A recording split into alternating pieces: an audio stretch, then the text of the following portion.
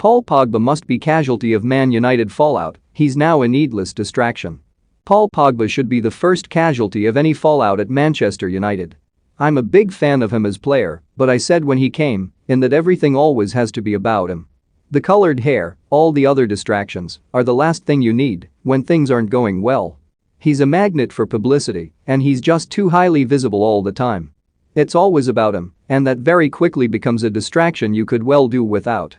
When you're looking for stability, the last thing you need is Pogba at the center of it all, getting red-carded 15 minutes after coming on.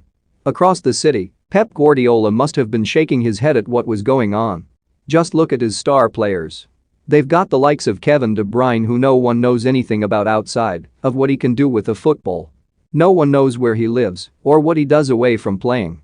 He keeps his head down and concentrates on what he gets paid for. Bernardo Silva is the same, and City legend David Silva was cut from the same cloth.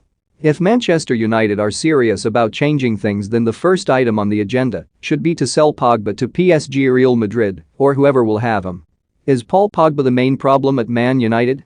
Let us know your thoughts below. There are two superstars at United, Cristiano Ronaldo and Pogba, and I sure as hell know which one I'd be pointing towards the exit door. Pogba doesn't fit into United's system of play, and he doesn't fit in with what they are about, a team ethic. He needs to go.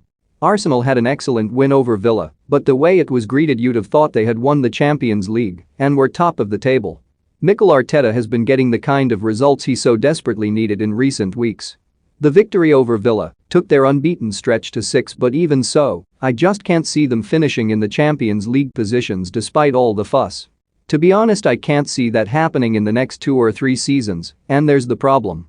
Because, bearing that in mind, if I was Pep Guardiola or Thomas Tuchel, I'd be keeping a very careful eye on Bukayo Saka and Emile Smith Rowe. Unless Arsenal can provide the Champions League football, you'd think they'd see their future.